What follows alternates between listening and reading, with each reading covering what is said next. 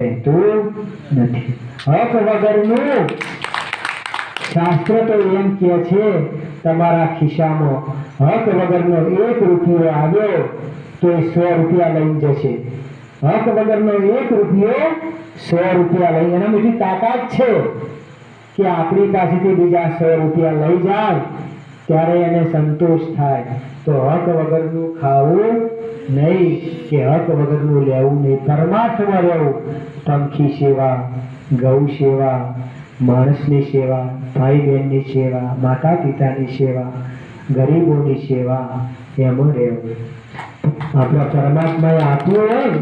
જો કબીર સાહેબ કહેતા કે હોળીમાં પાણી આવે મહારાજ, હોળીમાં 1 કાણું પડે તો હોળીમાં પાણી આવવા મળે, અને જો હોળીમાં પાણી આવે તો હોળી સીધી પાણીમાં ઊંડે જાય, દરિયામાં જાય, ઊંડે જાય, તળિયે જાય.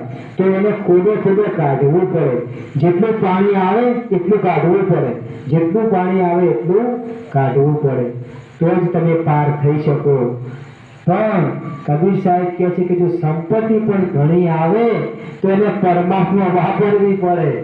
જેટલી આવે એટલી વાપરો, જેટલી આવે એટલી વાપરો તો ભગવાન અનેક ગણી આપશે, અનેક ગણી કરીને આપશે.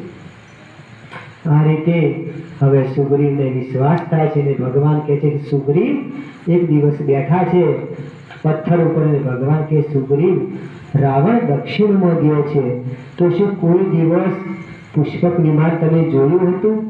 અને તરત જ હનુમાનજી કહે છે કે હા ભગવાન, અમને યાદ આવ્યું. હનુમાનજી અંદર પર્વતમાં જાય છે, ગુફામાં, અને કાપડમાં વીંટેલા દાગીના થોડા લાવે છે. માએ કે મા ઋષિમુખ પર્વત પરથી રાવણ ગયો એ વખતે માએ એમના આભૂષણ ફેંક્યા હતા કે હું આભૂષણ ફેંકીશ, કોઈ દિવસ રામ આવશે તો એમને ખબર પડશે કે રાવણ લઈ ગયો છે આ દિશામાં. તરત હનુમાન આવે છે, માતાજીને આભૂષણ આપે છે, અને એ વખતે રામ ખાતરી કરવા લક્ષ્મણને પૂછે છે.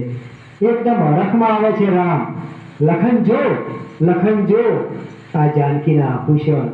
પણ લખન ભૈયા કઈ બોલતા નથી.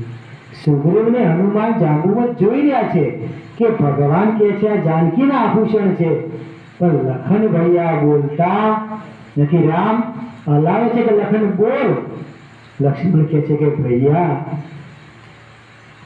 14 વર્ષમાં થોડો સમય બાકી છે વનનો, પણ મારી ભાભીનું મુખ મેં જોયું નથી ભૈયા. એના પગના નખ સિવાય